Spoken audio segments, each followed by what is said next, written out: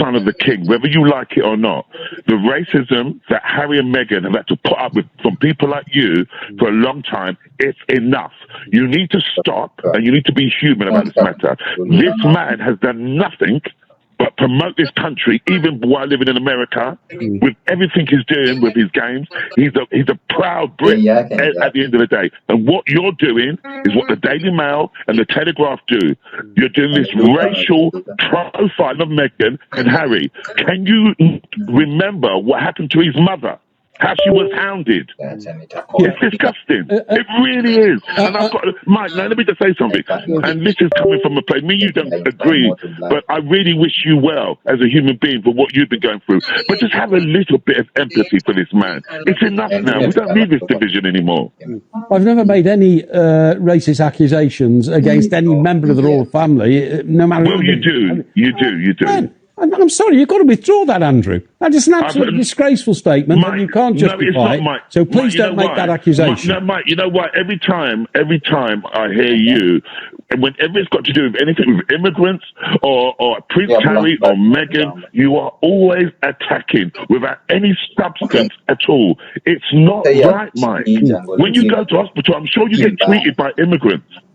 I'm sorry, mate. You're way off beam here. You're way off beam. I've never made any racist accusations, and I have nothing against immigrants. Believe me. You always do, and I just wish you could bring this down to a human level. All right, Andrew, we're going to have to leave it there. But now, family, I need you to sit down, grab your tea, and brace yourselves, because what we witnessed on live television this week was nothing short of an absolute seismic shift. My jaw was literally on the floor. But let's be honest, it wasn't from a place of shock. No, it was that heavy, exhausted recognition that every single one of us in the Sussex squad has felt deep in our bones for years. For the longest time, we have been screaming the truth into the void. We have been pointing out the blatant double standards, the vitriol, and the unhinged obsession that the British media establishment has toward Prince Harry and Meghan. And finally, someone walked right into their house, stood up on live television, looked one of their premier anti-Sussex commentators dead in the eye, and said exactly what needed to be said out loud. And oh my goodness, the reaction from the media puppet? It was exactly what you would expect. It was a masterclass in denial, deflection, and the classic, "Who? Me? I've never said a racist thing in my life."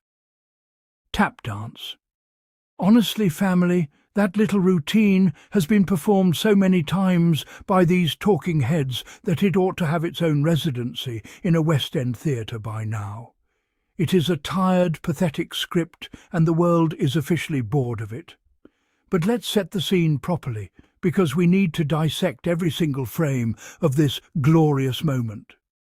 An incredible commentator named Andrew, and God bless that man's bravery, because somebody has to do the heavy lifting, refused to play by the polite, sanitized rules of the media elite.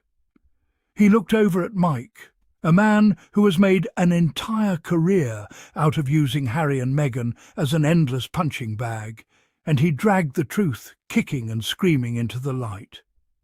Andrew stated plainly, courageously, and without a single shred of apology, what Mike and his cohorts do every single time the names Harry or Meghan cross their desks. It is the exact same pattern they use whenever the conversation touches on immigrants, or people of colour, or anyone who dares to exist outside the narrow, subservient little lane that these traditional commentators have assigned them. What do? They attack. They attack without substance. They attack without empathy. And they attack without a single ounce of basic human decency. And then Andrew did something so profound, so utterly powerful, that I genuinely wanted to stand up in my living room and give him a standing ovation. He brought the late great Princess Diana into the room. He reminded everyone watching, and millions watching at home, exactly what the royal family has already lost to this exact kind of relentless, toxic, dehumanizing media pressure. The very same media pressure that people like Mike continue to stoke, fuel and profit from every single week of their lives. Andrew didn't mince words. He looked right at him and asked, "Can you remember what happened to his mother? How she was hounded?" And let me tell you, family, the silence that followed that question spoke louder than any of Mike's desperate, stuttering rebuttals ever could. It was a silence dripping with guilt. It was a silence that exposed the absolute terror of a media establishment realizing that the public is no longer buying what they are selling. They know exactly what they did to Diana, and they know exactly what they are trying to do to Meghan. Now, I want to be fair here. Yes, your host is entirely capable of fairness, even when I am absolutely furious. Andrew, showing the immense grace that characterizes our side of this debate, actually acknowledged that while he completely disagrees with Mike's toxic commentary, he still wishes him well as a human being. He literally said, "I've got Mike, and let me just say something. This is coming from a place of disagreement, but I really wish you well." That is how you hold a civilized debate. That is how you push back against absolute malice while keeping your own humanity entirely intact. But how did Mike respond to that extraordinary grace? Did he take a second to reflect? Did he show a moment of humility? Of course not. He doubled down. He became deeply offended. He aggressively demanded that Andrew withdraw the accusation, shouting that it was disgraceful to suggest that his commentary has ever been racially motivated. And then came the move. A move so utterly predictable, so tired, I could have written the script for him myself. He puffed out his chest and declared that he couldn't possibly be biased because he has nothing against immigrants. Believe me, believe me. Oh, believe me. Those two little words were doing an astronomical amount of heavy lifting in that studio, let me tell you.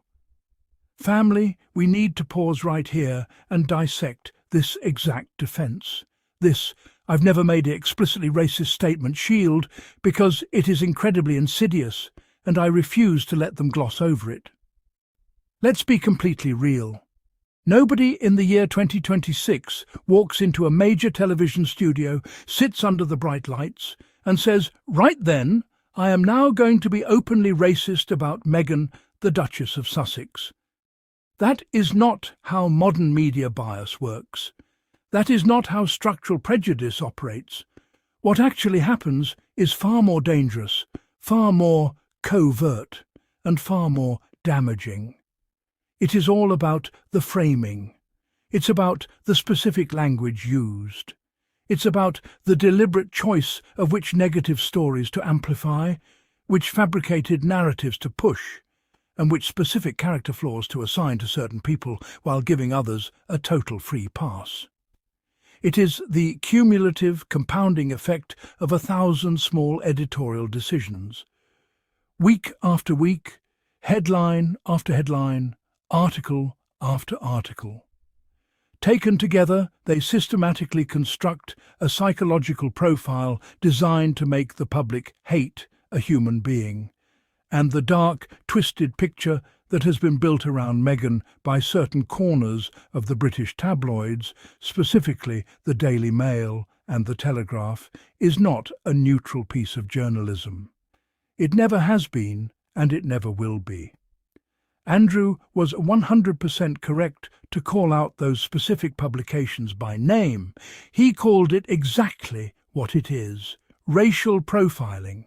Not valid criticism, not journalistic scrutiny, racial profiling. Because let's look at the cold, hard facts. There is a very specific, uniquely vicious type of coverage that Meghan has received from the literal day she stepped into public life. It is a type of coverage that no other person marrying into that royal family has ever had to endure in the same way. Think about it, family. The relentless, obsessive focus on her background, her estranged family, her difficult personality, her unbridled ambition. This is the highly specific coded language that every single black woman watching this video right now will recognize instantly. Why? Because they have heard it weaponized against them in their own workplaces, schools, and daily lives, in the eyes of the biased British press.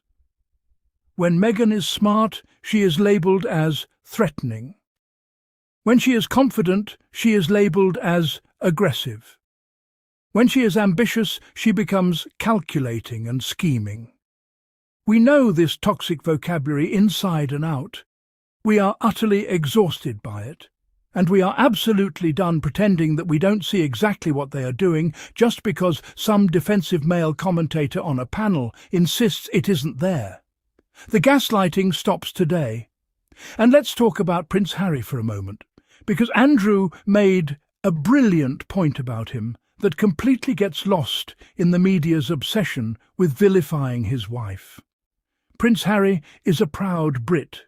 He is the son of the King of England, whether his critics like that fact or not. And despite being completely driven out of his own homeland, despite now living across the Atlantic in America to keep his family safe, Harry has done nothing but continue to promote and honour the best values of Great Britain. Look at the Invictus Games. It is a globally revered, monumental platform dedicated to the service, healing and triumph of wounded veterans all over the world. It is an extraordinary testament to duty, empathy and charity, values that Britain loudly claims to hold dear.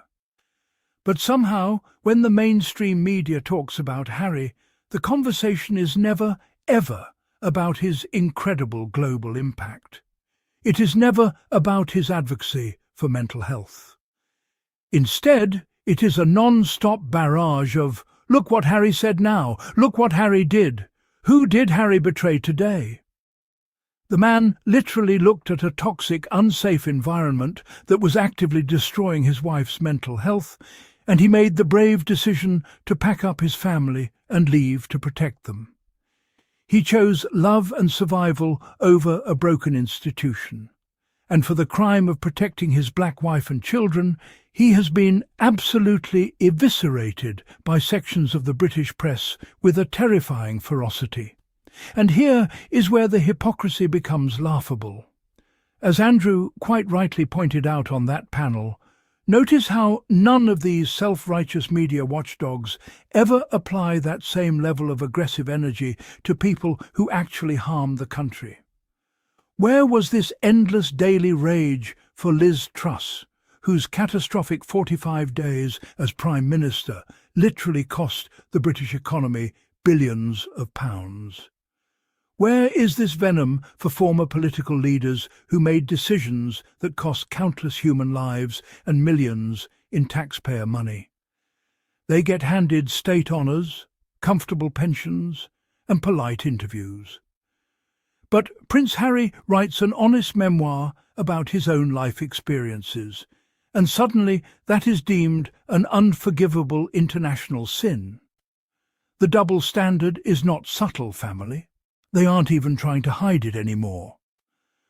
What Andrew was trying to get through to Mike's thick skull, and what Mike completely refused to engage with on a basic human level, is that this kind of media commentary has real, devastating and irreversible consequences. Princess Diana is not a hypothetical concept. She is not some convenient historical cautionary tale that we wheel out just for emotional effect on television. She was a vibrant, living, breathing young mother who was systematically hunted by a feral press pack. A press pack that fed a ravenous public appetite for gossip, packaging her real-life trauma as daily entertainment until the tragic night she died in a concrete tunnel in Paris, while paparazzi lenses were literally flashing over her body. Prince Harry was only 12 years old when that happened. 12. And now he is an adult man, a husband and a father, watching the exact same media machinery deploy a version of those same tactics against his own wife. And the British establishment has the absolute audacity to act surprised that he left. They act outraged that he stood up to protect her. We are seriously expected to sit here and watch talking heads on daytime panel shows ask why Harry and Meghan don't just come back to the UK and take it like a champ. I genuinely cannot with these people. The level of delusion is off the charts. And what was the palace's and the media's reaction to this caller exposing them? Absolute panic. Because when you look closely at Mike's defence, he claimed Andrew was way off beam. What a fascinating, dismissive phrase. Not, "I hear your pain. Let me think about that." Not, "Let me look at my own history of commentary and reflect on whether I've caused harm." Just a flat-out defensive, "You're wrong. Withdraw it. I treat immigrants fine when I go to the hospital. Thank you very much." And right there is the entire problem encapsulated in a single sentence. It is the absolute refusal of the British media establishment to sit with the discomfort of their own actions. They cannot hold up a mirror to their behaviour for even 30 seconds on live television because they know what is looking back at them is ugly. They don't want a fair debate. They want to perform righteous indignation to protect their corporate interests. Andrew said something toward the end of that heated exchange that has been playing on a loop in my mind. We don't need this division anymore. He is entirely right. We don't. But let's clarify exactly where that division is coming from. The division is not being manufactured by Harry and Meghan. They are sitting peacefully in Montecito, California, minding their business, raising their beautiful children, and funding global humanitarian efforts through the Archewell Foundation. They have moved on. The division is being aggressively manufactured by the people who simply cannot let them go. It is kept alive by the bitter commentators who find them endlessly lucrative as a regular punching bag.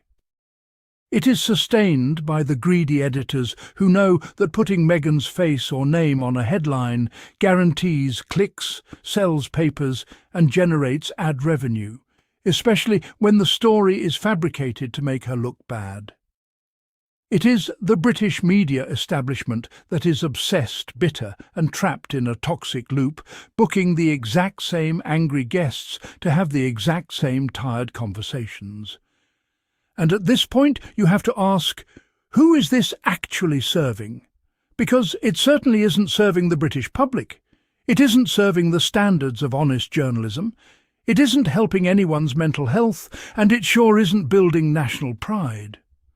It serves one thing, and one thing only: a continuous, profitable cycle of outrage that keeps certain talking heads employed, keeps failing tabloids out of bankruptcy, and keeps the real, uncomfortable questions about institutional power, accountability, and race completely off the table.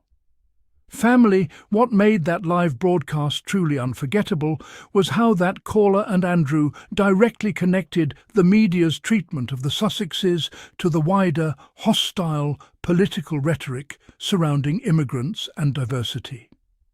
It is a glaring pattern. The exact same public figures who spend their airtime stoking fear about multiculturalism and diversity are the exact same individuals who foam at the mouth with hostility the second Harry and Meghan are mentioned. That is not a coincidence. It is the exact same underlying bias packaged under a different topic. But here is the good news. The public is waking up. Audiences notice the patterns. People remember repeated behaviour, and that repetition is telling its own story. The media loves to accuse Harry of betraying his family, but they completely refuse to ask the fundamental question. Did that family and that institution fail him first? Why is the demand for accountability always a one-way street directed solely at Harry? Why do critics demand absolute, blind loyalty from him while completely ignoring the fact that no loyalty, protection, or basic human kindness was shown to his wife in return? Relationships, whether familial or institutional, are not one-sided contracts. You cannot demand respect while actively ignoring someone's emotional and physical well-being. But the mainstream press avoids that reality because it completely shatters their comfortable narrative of Harry being the villain. What Meghan has faced is a coordinated, sustained, racially inflicted media campaign that began before the ink was even dry on her engagement announcement, and it has not stopped since. But every single time a brave voice like Andrew stands up on live television, looks these bullies in the eye, and says, "No, drop the act. This stops now," I feel a massive weight lift. Because the truth has a beautiful, inevitable way of finding the air, no matter how much money and power is spent trying to suffocate it. Harry and Meghan deserve to live their lives in peace. They deserve dignity, and they deserve the basic human decency that is owed to every single soul on this planet. If you are new to the channel and this video found its way to your screen, welcome home. You have found your people. Go ahead and smash that subscribe button, turn on your notification bell so you never miss an upload, and join the family. Give this video a massive thumbs up, share it far and wide, and keep protecting Harry and Meghan.